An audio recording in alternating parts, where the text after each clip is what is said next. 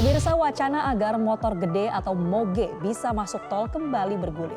Anggota Komisi 5 DPR RI, fraksi Partai Gerindra, Andi Iwan Darmawan Aras mengusulkan agar motor gede atau moge bisa masuk ke tol.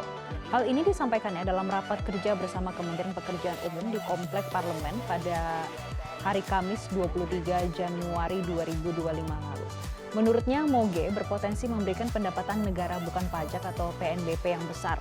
Apalagi jumlah moge di Indonesia tidak sedikit. Selain itu, menurutnya jalur moge di jalan tol tersebut bisa dibangun di lahan yang digunakan untuk menanam pipa gas, pipa air, atau fiber optik di jalan tol.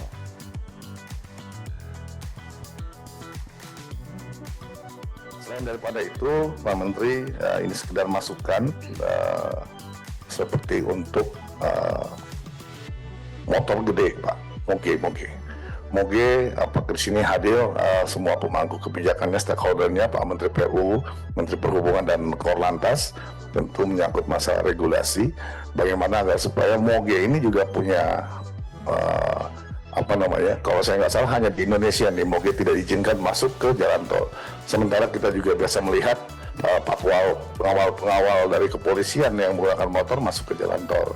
Ini saya kira potensi pendapatan, Pak. Kalau moge yang kurang lebih saya nggak tahu berapa juta ya yang ada di Indonesia ini diberikan peluang untuk masuk, saya kira itu pangsa pasar bagi pengusaha jalan tol.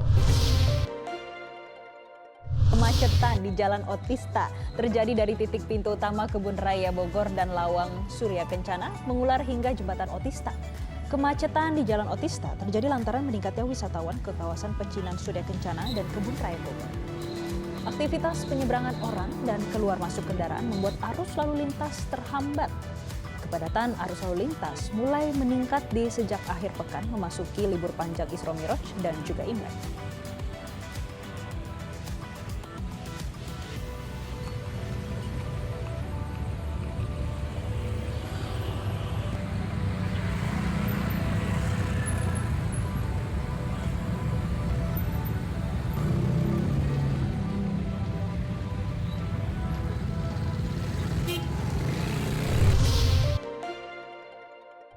Petugas gabungan yang terdiri dari TNI, Polairut, serta nelayan dan masyarakat hari ini kembali melanjutkan proses pembongkaran pagar laut di perairan utara Kabupaten Tangerang, Banten. Dari 5 fase yang telah dilalui, petugas berhasil membongkar pagar bambu sepanjang 15,5 km. Berdasarkan informasi dari Lantamal 3 Jakarta, saat ini titik pembongkaran pagar bambu sudah mengarah ke perairan Maut yang bisa ditempuh sekitar 45 hingga 60 menit dari pantai Tanjung Pasir yang merupakan posko dari kendaraan rampur milik TNI. Menurut keterangan dari petugas gabungan, saat ini ukuran bambu-bambu bervariasi, namun cenderung berukuran lebih besar dari bambu sebelumnya saat proses pencabutan pada tahap awal.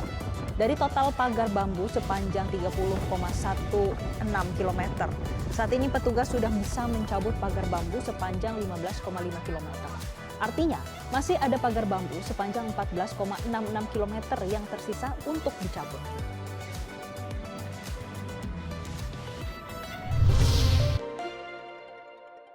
Jelajahi cara baru mendapatkan informasi. Download Metro TV Extend sekarang.